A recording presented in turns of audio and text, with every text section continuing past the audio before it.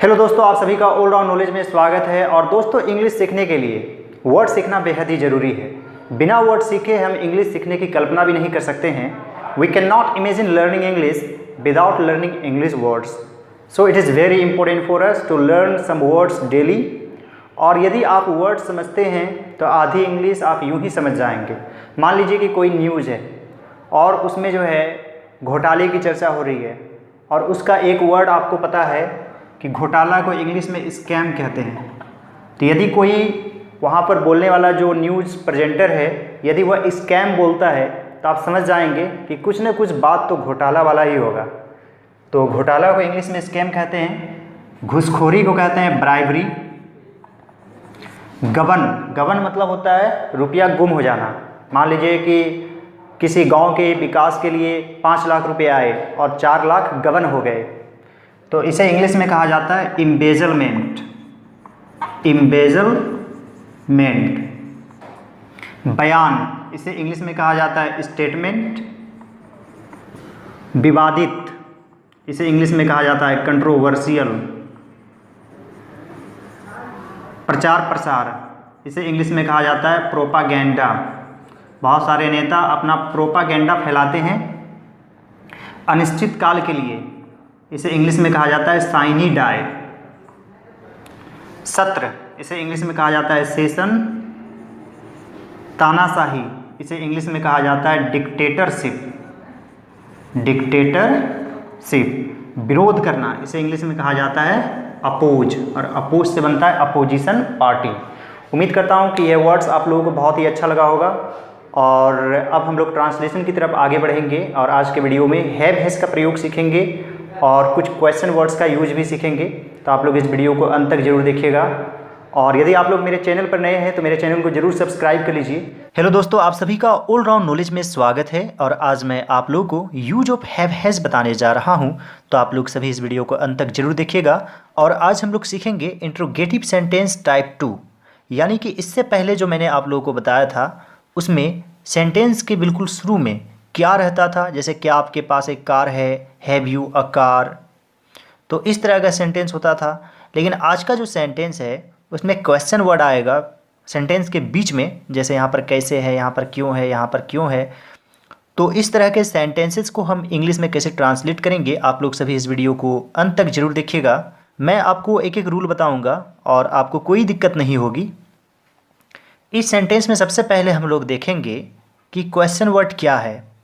तो इसमें question word है कैसे, तो इसका इंग्लिश क्या होता है हाउ, तो हाउ लिख देंगे।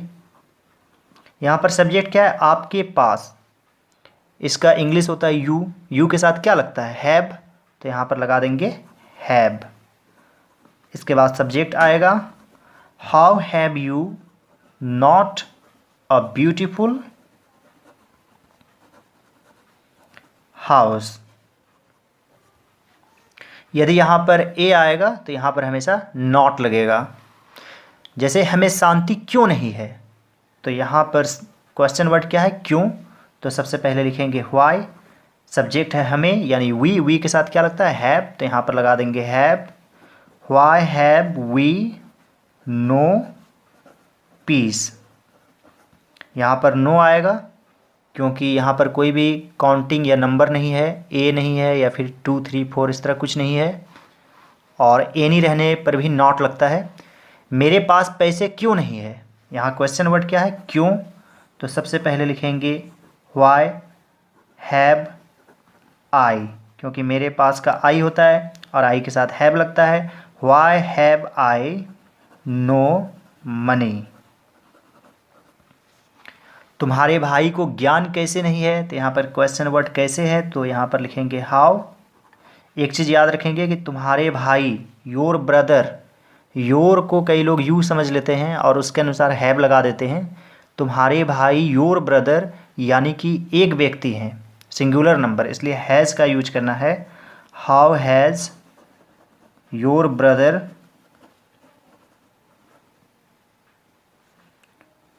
No knowledge. झारखंड को गरीबी क्यों है, तो यहाँ क्वेश्चन वर्ड क्यों है व्हाई।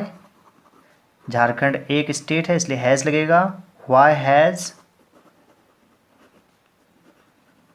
झारखंड पोवर्टी। बिहार को निरक्षरता क्यों है, यहाँ क्वेश्चन वर्ड क्यों, व्हाई आएगा। बिहार एक स्टेट है, सिंगुलर नंबर, इसलिए हैज़ लगेगा। व्हाई हैज़ बिहार निरक्षरता यानी इलिटरेसी।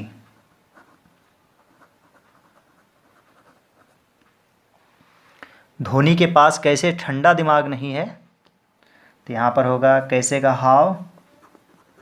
धोनी एक व्यक्ति है इसलिए हैज़ लगेगा। How has Dhoni know cool mind.